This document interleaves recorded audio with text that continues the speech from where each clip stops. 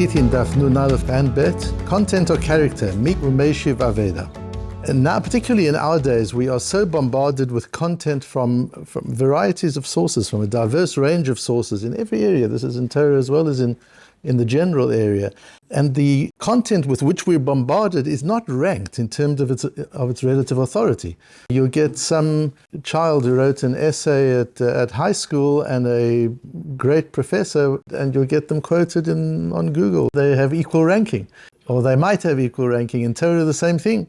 You see somebody quote a current Magid shiur in a yeshiva, and you see him quote an Achron or a Rishon, and whether it's the Rashbo or it's Reb Chaim Ozer Grudzinski or it's a Rosh Yeshiva that lives down the road, they're not ranked. You don't get a sense of the authority of the content that one is studying. And so we have to make our own judgments about authority. And there are two ways to make judgments about authority. Either we rely on our ability to analyze the content and to reach our conclusions based on the content, and to say, this content I'm willing to rely on, whether it's a news item or it's an academic item or it's a general interest item or it's a Torah item, it's all the same. How will you even know? You look on Google and you'll see something written by a reform or a conservative rabbi next to something written by a Godel B'Yisrael. And if one doesn't have some kind of a sense of the balance, so either you've got to be able to look at the content and say, this is nonsense, or this is superficial, or this is trivial, whereas this is weighty, or you've got to know who the author is and weigh it up in terms of the character and the expertise of the author. Those are the two ways we have to be able to do it. But we have to do that ourselves, and that's a skill that should be taught in schools and in yeshivas, is how to rank authorities, because it's not done automatically. And with that, we'll understand this most magnificent sugya that starts at the bottom of Nun Aleph Amud Aleph and goes the whole way of Nun Aleph Amud Beis. It's a sugya that we had in Ksubas, but we didn't do a matmon on it, and we'll have it again in Bava Kama and in Shvuas. It's one of these Shas sugyot, and it's astonishingly beautifully constructed and finely reasoned. I spent almost the whole of yesterday on it and the early hours of this morning, and it's just phenomenally beautiful. And I'll share some of that with you in understanding the sugya and in seeing through the sugya this idea of the two ways of being able to rank credibility. It starts with a posuk in Ki Teitzei that is mechayev us, that obligates us to return lost property. That if you see your shor achicha or ser achicha and nidachim, and your friends' cattle are wandering around, you're not allowed to ignore them. Hashev teshiveim la'achicha, you've got to return it to your brother. It's a chiyuv shavas aveda. A second posuk in Parshas Mishpotim, al kol devar pesha, al shor, al chamor, al seh, al salma, al kol aveda, on any matter of criminality related to lost property, where you found lost property, you didn't return it, or you deny having found it, or it's a pikadon that's been given to you in security, asher yomar ki hu zeh, where the defendant says to the claimant, ki hu zeh, this is the only thing I'm admitting to you. Then, Ada Elohim Yavod Dvar Shnehem Asher Yashin Elokim Yeshalem Shnayim L'Re'ehu, says Rashi, what that means is L'lamed She'ein Mechayivin Oto Shvuah Ela Im Kein Hodeh B'Miktzat. This is where we learn the principle of Modeh B'Miktzat from. If somebody claims from me, and I acknowledge a portion of the claim, but not all the claim, I have to take an oath that it's only this part that I'm obligated to pay you, not the other. A man says, you owe me 1,000. I say, look, 1,000 I don't owe you. Either I've already paid you back 500, or I never borrowed 500 from you, or I never found your $1,000. I found 500 of your dollars. Whatever the case, if I'm acknowledging the liability of less than the whole, that's called a modeh b'miktzat. I'm acknowledging partial liability, and I've got to make a shvuah, I've got to take an oath on the balance. And that we learn from this posuk in Mishpatim. The Mishnah on Daf Memchet in our Gemara said that hamotzi mitziyah lo yishavar. When it comes to lost property, we don't apply shvuot. If a person claims that you found this lost property, or you acknowledge, you come along and you say, I found $500 and I think it's yours. And the other person says, thank you very much, but there was $1,000 in that envelope, not 500. Do you have to take a shvuah? Do you now have to swear and say, no, I swear that it was only 500 and I'm not obligated to take the other 500. So the Mishnah says there are no shavuot for motziyah and mitziyah, so as not to discourage people from bringing the Metziah back. A person sees lost property and thinks, you know what am I going to get involved for? I'll bring the lost property, I'll bring the $500, he'll claim $1,000, I'll have to take a shvuah. Let me just leave it alone and not bring it back. That's the Mishnah. Then the Gemara goes through, and I can only summarize it, and again, I encourage the people who are listening and watching the shiur to download sources if you want to get into these shiurim and really get them. And again, on the Rabbi David Lapin app, they're available. All the sources are there in the source folder. And on the podcast, in the description of the podcast, there's a link to the PDF that you can download. On YouTube, there isn't yet a link to the PDF. So the Gemara, I quote the whole Gemara here, but I'm just going to give it to you briefly. We bring a view of Rabbi Yitzchak, who gives a case of modeh b'miktzat in Metziah, in a case where in finding lost property, a person acknowledges less than the other person claims should have been there. And in that case, Rabbi Yitzchak says there is a shvuah, he has to take an oath. Ask the Gemara, does Rabbi Yitzchak not hold of the Mishnah that says that with Metziah we don't obligate a person to take a shvuah? So the Gemara answers that he holds like Rabbi Eliezer ben Yaakov, who holds, Rabbi Eliezer ben Yaakov's view is that if somebody's claiming it from you, that's not called Meshiv Aveda. If somebody's claiming, Meshiv Aveda is you volunteer, I found something and you bring it forward. So then there's no shvuah. But if somebody's claiming it from you and said, I understand you found my $1,000 and you're saying it was only 500, that's not the same as Meshiv Aveda, and you do make a shvuah. And the Gemara goes backwards and forwards and says there's a machlokes between Rabbi Eliezer ben Yaakov and the Chachomim, and the machlokes revolves around the principle of Rabbah, and it's the principle of Rabbah that we focus on. This is the Shas principle. The Omar Rabbah. Rabbah said, "Mipnei ma amra Torah modeh b'miktzat atana yishava." Why did the Torah say that the only time to make a shvuah is if you acknowledge part of it? As Tosfos learns, if you deny everything, there's no shvuah, and that's Gzeras HaKatuv. If a person comes to you and says, you owe me $1,000, and you say, I don't know what you're talking about. Or he says, I understand you found my wallet with $1,000 in it. Have you got my wallet? And you say, I don't know what you're talking about. No shvuah. There's no oath. That's called kofer bakol. You deny the entire claim. Nobody has witnesses. And there's no shvuah. You don't have to make an oath. But if you acknowledge partially, you do have to take an oath. What's the reason for that? Why is the Gemara asking, what's the reason for that? So there's a difference here, and this is what's important, between how Rashi learns and how Tosfos learns. Rashi says what Rabbi is asking is, this should be the same as the din of Meshiv Aveda. What's the principle of Meshiv Aveda? A person volunteers. He could have just ignored it. He could have kept the $1,000 or the $500, or he could have left it lying on the bench where he saw it. But he picked it up and he took the trouble to bring it to the owner. So we don't penalize him with a shavua, with an oath. It was great that he did that. We take what he did, what he gave us. And in this case too, says Rashi, the fact that I'm acknowledging partial when I could have just denied the whole thing, the fact that I'm acknowledging partial is volunteered information. You come along and say, you owe me $1,000. I could have said, I don't know what you're talking about. End of the case. But I didn't. I said, it's not 1,000, but it is 500. That's like Meshiv Aveda. That's a case of Meshiv Aveda, is how Rashi learns it in Bava Metzia on Daf Gimel, where the sugya appears as well. Tosfos says, it's a migu. What Rabbah is concerned about is, why is a modeh b'miktzat chayav a shvuah? He should be believed. Why does he have to take a shvuah? He should be believed with a migu. What is a migu?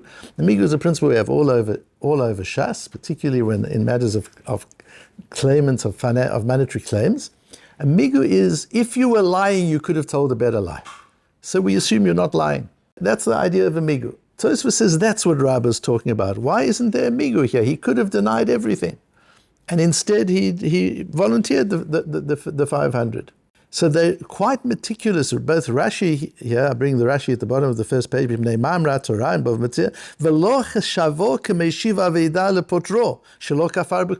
don't we consider him a Meshiv Aveda? Tosfos says, both in Bava Metzia and on our page, why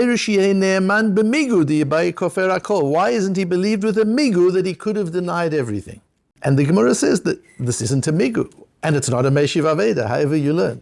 Why not? So we go back to our Gemara. Explains Rabbah, because chazaka ein adam meiz panav b'fnei bal chova. We have a chazaka, it's human nature. that a person finds it difficult to blatantly deny a claim of a friend or of another person. The person says, you owe me $1,000. If he did borrow the $1,000, to say, I don't know what you're talking about, not many people have the chutzpah. There are people who have the chutzpah, but there's a chazaka. We can assume that a person wouldn't say that. To say $500, yes, 1,000 not, and he'll figure out what to do with the other $500 maybe. But to deny outright, that goes against human nature. Rashi says because the person did you a favor, he lent you money. To go to the person who did you the favor and deny the favor, that's something that's against human nature. So Tosfos says it's not about denying the favor, it's just confronting a person who knows you're lying. You'll lie if the other person isn't quite sure whether it's true or whether it's a lie. But when you know that the other person knows the facts for sure, it's against human nature to go to the other person and tell a blatant lie in his face. That's the Chazaka Ein Adamei's part of. Therefore, says the Gemara, there's no migu and there's no meshiv aveda. This is not a voluntary act. The man comes along and says, you owe me 1,000. So what do we want to say? If I wanted to lie, I could have said, I don't know what you're talking about. Says the Gemara, says Rabbi, no, I couldn't say that. It's against my nature to say that. I don't have that option. If I want to deny, all I'm likely to do is to say, I owe you 500, not 1,000. But it isn't in the realm of possibility for human nature to say, for most people, to say, I owe you nothing. And therefore it isn't Meshiv Aveda. Meshiv Aveda is, you wouldn't have known anything had I not come to you and volunteered.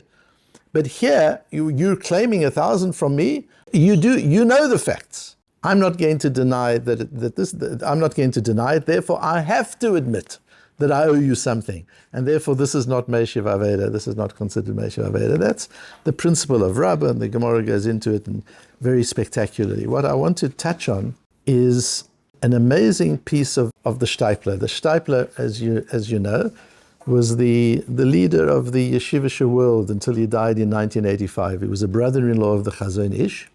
But he was a Gadol B'Torah. Before that, he came to Israel in 1935. But before that, already in Eastern Europe, he was a Rosh Yeshiva and a Gadol B'Torah, and he had published Sforim, a very, very great man. I met with him when I was a Yeshiva Bocher. It was an amazing experience, as you can imagine. And he was deaf, so you couldn't speak to him. He could speak to you, but you couldn't speak to him. You had to write down what you wanted to know, or the brocha you had to write down, which in itself was an interesting exercise in being concise. And then he would read your notes, and he would answer you. And the awareness of the man's gadlut b'Torah and kedusha, you just felt that he was Reb Chaim Kanievsky's father. Reb Chaim Kanievsky died about a year ago, or a little bit more than that. This was Reb Chaim Kanievsky's father, the Steipler, because he came from a town called Horner Steipel. So he was called the Steipler. Horner Steipel is near the famous Chernobyl, near Kiev, which is in the news at the moment, all that part of the world. And he lived in Bnei Brak. But as great as that moment was of meeting late at night, with, among others, hundreds of other people standing in line, meeting the Steipler, learning with him this morning was a much greater experience. And seeing how his mind works, and seeing his understanding, and seeing his humanity, and seeing his depth in this piece of Gemara. And in a piece in Bava Basra, the Steipler defends the Rosh asks a massive question, and he answers it and deals with it in defending the Rimigash. The Rimigash, the Talmud of the Rif, we've often spoken about him, the Rebbe of the Rambam, the founder of the Shiva system in Spain, using the Rif's teaching that then generated the Rashbo and the Ritvo and the Ra'o and all those, the Ramban that we have today. It was all a result, a spin-off of the work that he did there. And the Rosh challenges him, and the Steipler defends him and answers him. And in order to answer him, he explains the difference between Migu and Hashavas Aveda. What is the difference? Rashi says it's because of Hashavas Aveda. Tosfos says it's because of Migu. It's kind of the same sort of thing. In both cases, the idea is, I didn't have to volunteer. I could have kept quiet. I could have told a better lie. Is this a Migu? Is this Hashavas Aveda? What's the difference? It doesn't make a huge difference in the sugya, but it does make a big difference in dealing with the Machlokes Rosh and Rimigash, and in explaining the Rimigash, which we're not going to go into now. All that I want to focus on is his understanding of the difference. He says, when it comes to a migu says nothing about the character of the individual. It simply tells us this statement that he's making is probably true. Because if it were a lie, he could have told a better lie. It doesn't tell us that he's a tzaddik. So all it tells us is by analyzing the statement and saying he could have denied everything. And if he would have denied everything, it would have been potter. So we must assume that what he's saying now is true. Is it true because he's a tzaddik? No, it's true because the circumstance of his defense, of his claim, is one that leads us to believe that the claim is valid. Not so with Hashovas Aveda. He says in the Shovas Aveda,